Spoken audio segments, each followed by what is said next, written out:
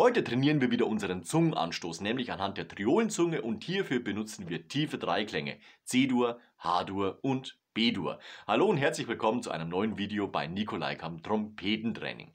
Wieso nehmen wir diese Dreiklänge? Bei C-Dur ist der Griff, der am meisten benutzt wird, 0, nur das E mit 1 und 2. Bei H-Dur können wir das zweite Ventil liegen bleiben, der zweite Ton Dis ist mit 2 und 3, die anderen beiden Töne nach oben wieder mit dem zweiten Ventil.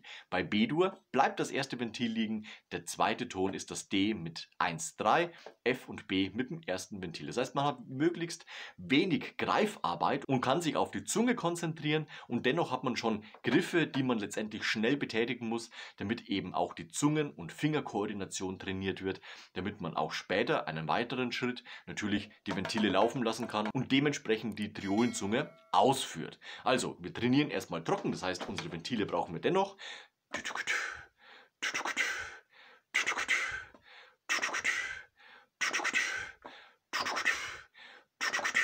Und hier schaffen wir schon die Koordination von Zunge und Fingern. Deswegen gleich immer die Ventile auch bei trockenen Übungen dazu nehmen. Wenn das alles gut funktioniert und du das Gefühl hast, okay, jetzt kann ich an die Trompete gehen, spielen wir die Dreiklänge erstmal, damit wir die gut ins Ohr bekommen.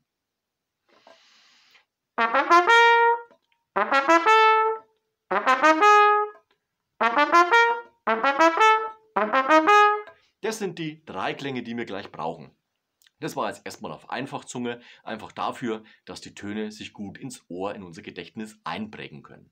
Wenn wir jetzt spielen, denken wir nicht in Etagen, also nicht ba ba ba be nach oben, sondern wir denken ganz im Gegenteil nach vorne. Das heißt, wir gehen gedanklich mit der Luft durch in unser Instrument mit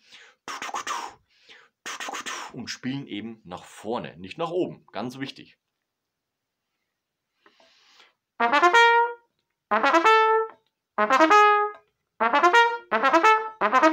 Und dann funktioniert es eigentlich ganz gut. Das war jetzt im Forte Fortissimo gespielt. Du kannst natürlich dann die Luft dementsprechend auch etwas weniger forciert nehmen, damit man eben im Mezzo-Forte-Bereich ist. Und dann spielen wir das auch einmal.